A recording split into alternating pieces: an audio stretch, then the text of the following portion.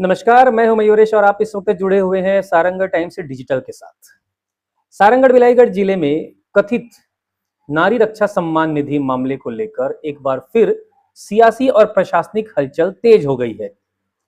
हजारों ग्रामीण महिलाओं के नाम पर कथित तौर पर करोड़ों रुपए का फर्जी लोन निकालने के आरोपों के बीच अब इस पूरे मामले में सारंगढ़ विधायक श्रीमती उत्तरी गणपत जांगड़े खुलकर पीड़ित महिलाओं के समर्थन में सामने आई है।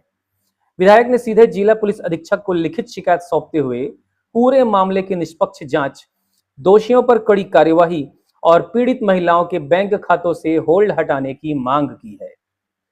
दरअसल पिछले कई दिनों से जिला के अलग अलग गांवों की महिलाएं यह आरोप लगा रही हैं कि उनके आधार कार्ड और पैन कार्ड का उपयोग कर उनकी जानकारी के बिना निजी बैंक और वित्तीय संस्थाओं से ऋण स्वीकृत कर दिया गया। महिलाओं का कहना है कि उन्होंने न तो किसी बैंक में जाकर लोन की प्रक्रिया पूरी की और न ही किसी दस्तावेज पर हस्ताक्षर किए। इसके बावजूद उनके नाम पर लाखों रुपए के ऋण दर्ज हो गए और अब उनके बैंक खाते भी प्रभावित हो रहे हैं।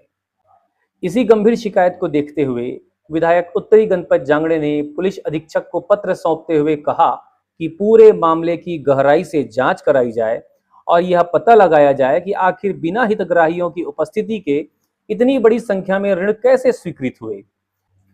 विधायक ने अपने पत्र में यह भी उल्लेख किया कि यदि संबंधित बैंक शाखाओं के सीसीटीवी फुटेज, ऋण आवेदन, केवाईसी दस्तावेज और भुगतान संबंधी रिकॉर्ड की जांच की जाए तो पूरे मामले की सच्चाई सामने आ सकती है।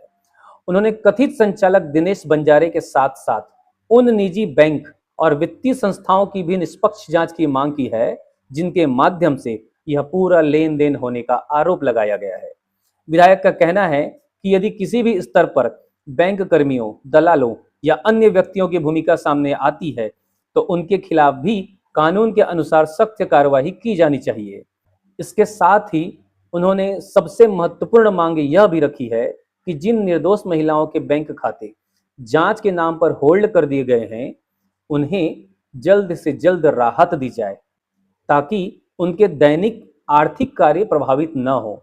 शिकायती पत्र में विधायक ने मुख्य रूप से कई संस्थाओं और बैंकों के निष्पक्ष जांच की मांग की है जिनमें L&T bank Sarangarh, Federal Bank, Axis Bank, RBI bank, Suryoday bank, Ashirwad bank, Bell Star bank, Chaitanya bank, Baramkela Swagaman bank, Midland bank, Kotri Ashirwad bank कुटेला आदि शामिल है।